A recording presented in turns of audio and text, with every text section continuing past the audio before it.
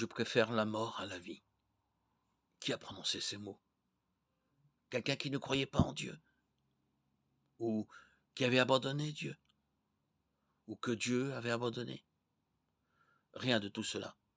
Il s'agit de Yona, un homme très croyant, mais anéanti. Yona, chapitre 4, verset 3. La Bible ne dit pas qu'il était sur le point de se suicider, mais son cri désespéré révèle une vérité qui fait réfléchir. Même un serviteur de Dieu peut parfois être accablé par la souffrance. Psaume 34, 19. Certains jeunes ressentent une souffrance si intense que s'ils se demandent à quoi bon continuer de vivre, peut-être se retrouvent-ils dans ces propos. Laura nous dit que depuis plusieurs années, j'ai régulièrement des périodes dépressives. Je pense souvent à me donner la mort. Si tu connais quelqu'un qui dit vouloir en finir avec la vie, ou si tu y songes toi-même, que faire? Qu'est-ce qui fait qu'on en arrive à vouloir mourir?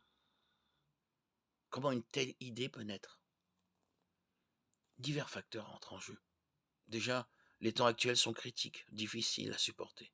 Et beaucoup d'adolescents sont extrêmement sensibles aux tensions de l'existence. De Timothée 3, 1. Ensuite, l'imperfection humaine fait que certains voient tout en noir, tant eux-mêmes que le monde qui les entoure. Romains 7, 22, 24.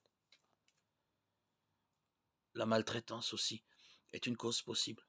Dans d'autres cas, la maladie est à incriminer. Ainsi, dans un pays, plus de 90% des personnes qui se sont donné la mort étaient atteintes d'une maladie psychique.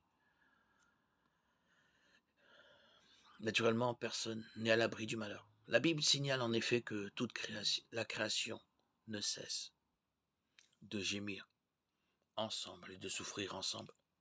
Romains 8, 22. Cela inclut les jeunes qui peuvent être profondément affectés par des événements douloureux, tels que la mort d'un parent ou d'une amie, la mort d'un animal de compagnie, un conflit familial, un échec scolaire, une rupture amoureuse, des maltraitances physiques ou sexuelles. À vrai dire, tôt ou tard, presque tous les jeunes rencontrent une ou plusieurs de ces situations.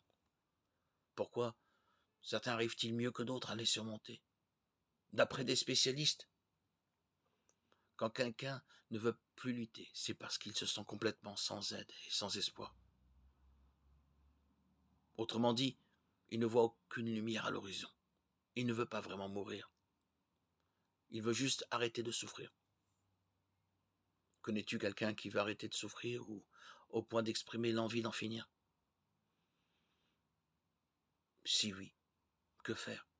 Si une de tes amies se sent si mal qu'il ou elle souhaite mourir, insiste pour qu'il ou elle cherche de l'aide, pour qu'il ou elle en pense, quoi qu'il en pense.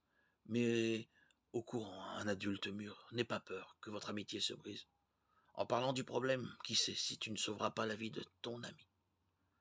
Et si c'est toi qui as des pensées suicidaires, ne garde pas tes sentiments pour toi. Parle à quelqu'un, père, mère, ami ou toute personne qui se soucie de toi, qui t'écoute et qui te prendra au sérieux.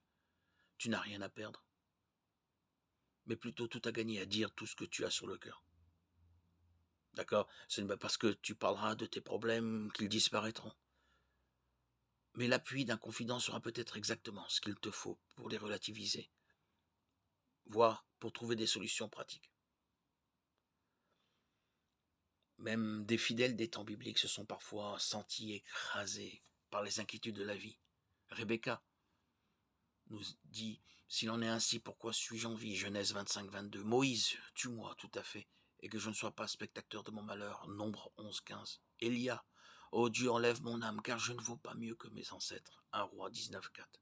Job, oh, si tu voulais me cacher dans le séjour des morts, et me fixer un terme pour que tu te souviennes de moi. Job 14, 13. La situation de chacun d'eux a fini par s'améliorer. Est-ce cela, la confiance en Dieu? Et elle s'est améliorée d'une façon qu'aucun n'aurait pu prévoir.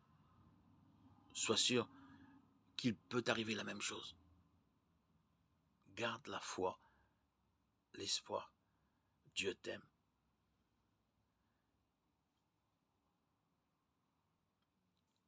il désire que tu vives.